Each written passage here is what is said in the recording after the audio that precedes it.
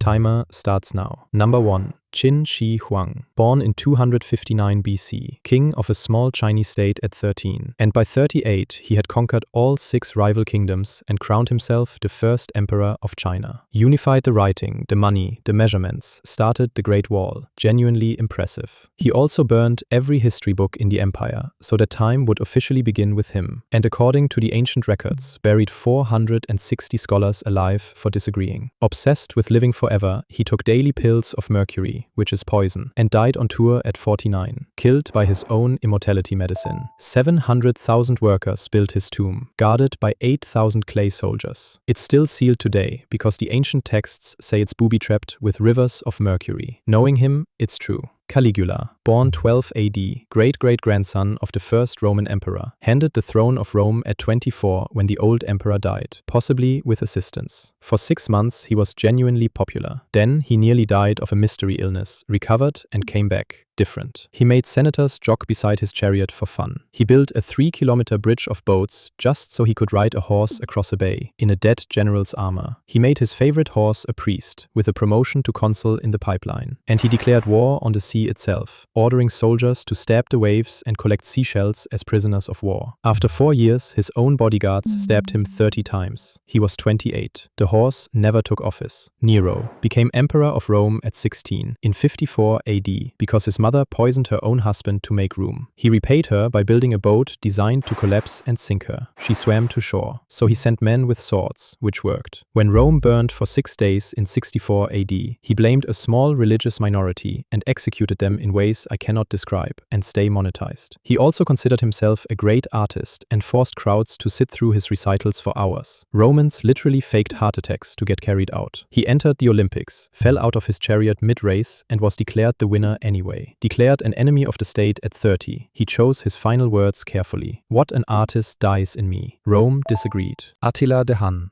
took joint control of the Han Empire, centered on modern Hungary, in 434 AD with his brother, then had the brother killed at a hunt, which sorted out the org chart. For 20 years he flattened cities from France to Turkey, and Rome, the superpower of the age, simply paid him to go away, annually, in hundreds of kilos of gold. History's worst subscription, and there was no cancel button. They called him the Scourge of God. Then, in 453, on the night of his own wedding, roughly wife number 7, he suffered a nosebleed and died. The deadliest man on earth, defeated at around 46 by his own nose.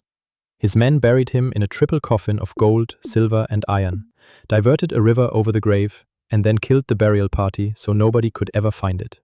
Nobody ever has. Genghis Khan, born around 1162, named Temujin, enslaved as a child after his father was poisoned, genuinely the roughest start on this list. He escaped, and by 1206 had united the tribes of Mongolia, and spent the next 20 years building the largest connected empire in human history. The cost? Roughly 40 million people, about 1 in 10 humans alive. Entire cities were erased so completely that historians still argue about where they were. So much farmland went back to forest that the planet measurably cooled, the only man in history with a negative carbon footprint. He died in 1227, mid-campaign, in his mid-60s. Nobody even agrees on how. And today, about 1 in every 200 men on Earth is descended from him. Somehow.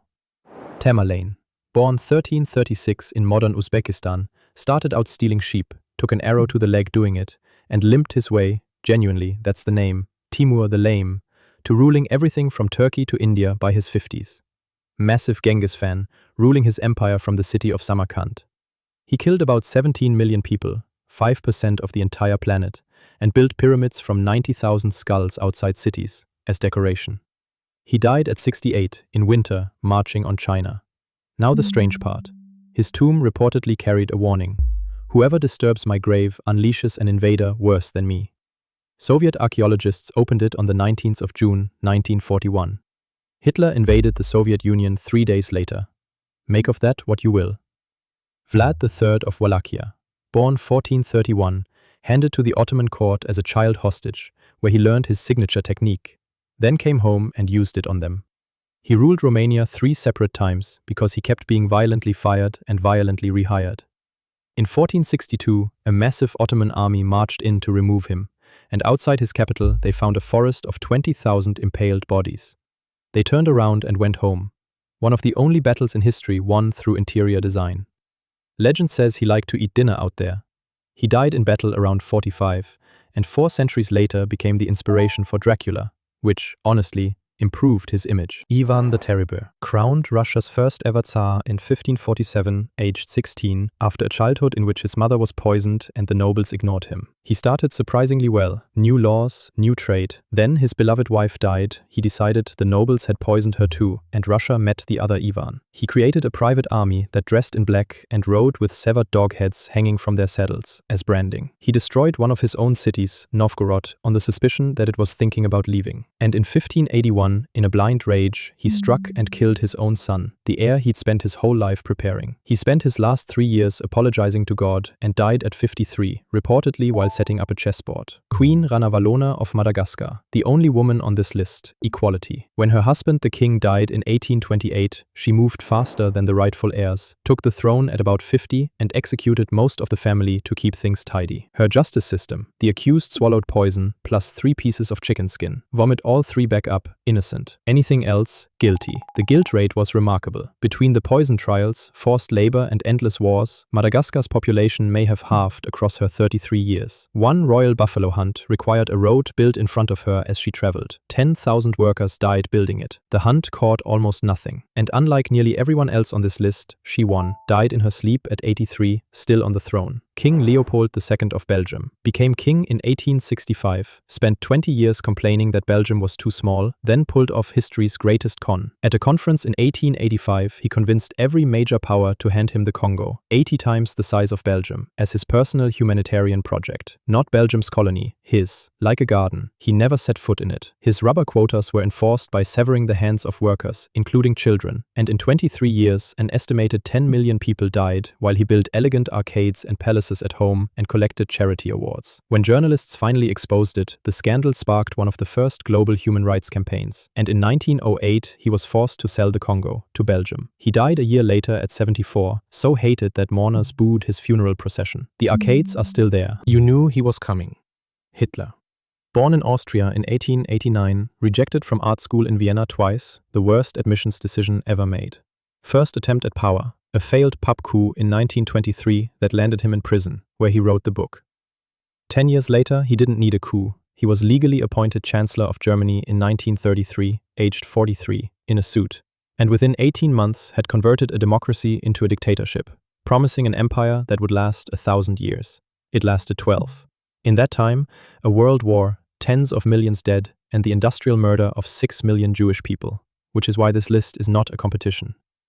It ended in April 1945, aged 56, in a bunker under Berlin, married for exactly 1 day as the 1,000-year empire collapsed on top of him. Moving on. Stalin. Born in Georgia in 1878, trainee priest, expelled, became a bank robber funding the revolution. In 1922, he took the one job no other revolutionary in the young Soviet Union wanted, general secretary, the paperwork guy, and quietly used the filing system to appoint his own people everywhere. By the time Lenin died in 1924, warning in his will that Stalin was dangerous, it was too late. Stalin simply buried the will. Then, forced collectivization, famine, and the Great Purge, in which nearly 1 million people were shot, including most of his own generals, right before a world war. Executed colleagues were airbrushed out of photographs one by one, until group photos slowly became portraits. In 1953, aged 74, he collapsed alone in his room. His guards were too terrified to open the door for 12 hours, and Moscow's best doctors couldn't save him. He'd already arrested them. Mao.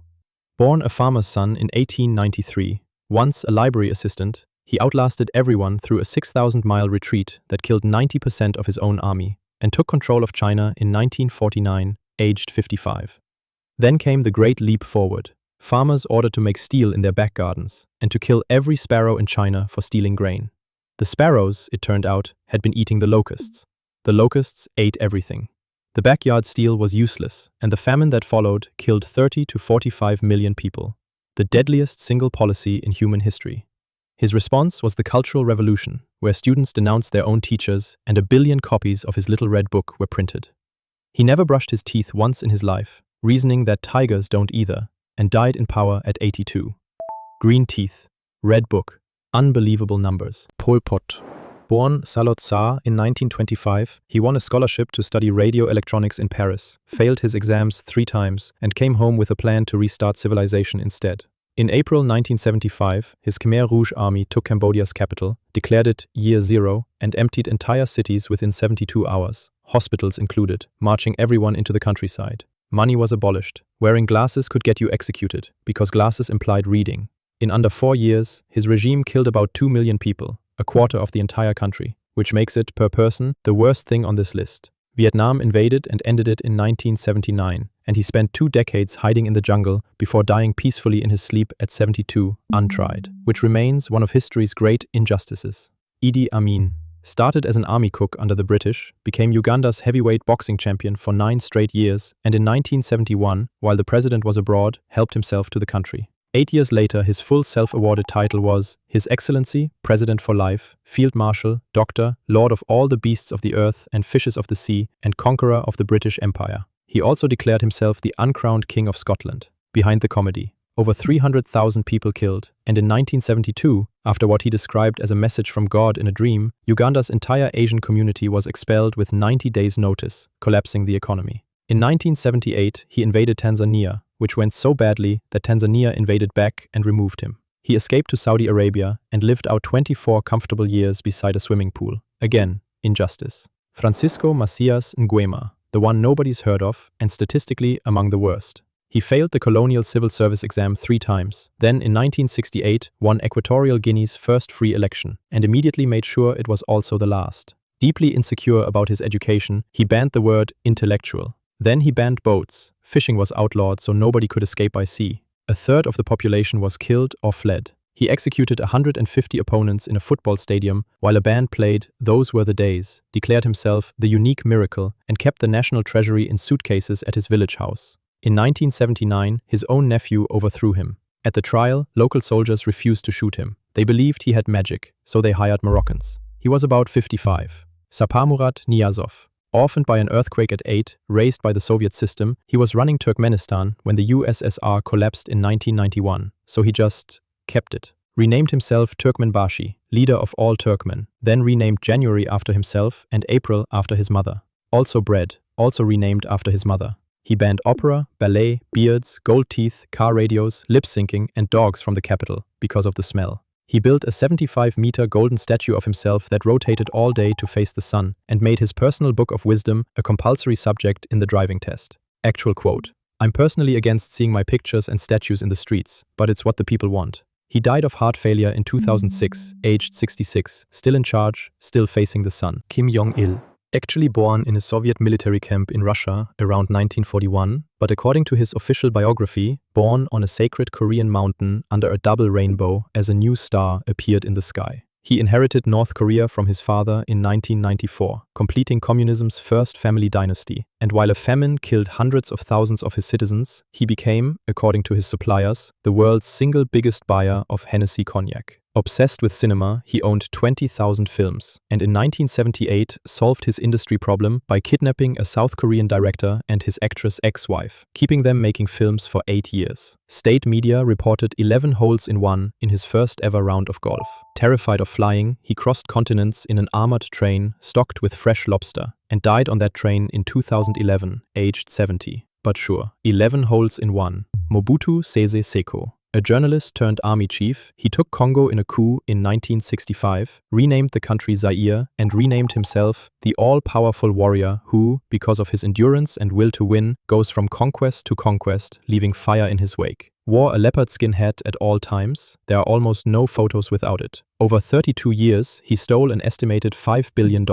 At one point, his personal fortune and his country's entire national debt were roughly the same number. He built a jungle palace with a runway long enough for Concorde, which he chartered for shopping trips to Paris, while the nation's roads dissolved back into rainforest. State television introduced him descending from the clouds. Subtle. Overthrown in 1997, he died of cancer in exile 3 months later, aged 66. And finally, Jean-Bedel Bokassa. A decorated French colonial soldier who fought in World War II, he seized the Central African Republic from his own cousin on New Year's Eve 1965. That was normal enough. Then, in 1977, aged 56, he decided president wasn't enough and crowned himself emperor. Full Napoleon costume, a 2-ton golden eagle throne, a diamond-studded crown, imported white horses. The ceremony cost about a quarter of his country's entire yearly income. He invited every world leader on earth. Not a single one came. 2 years later, France quietly removed him while he was visiting Libya, the dictator equivalent of being locked out of your own house. Sentenced to death, he came back anyway, was imprisoned, released, and died in 1996 at 75, insisting to the end that he was the 13th apostle. Empire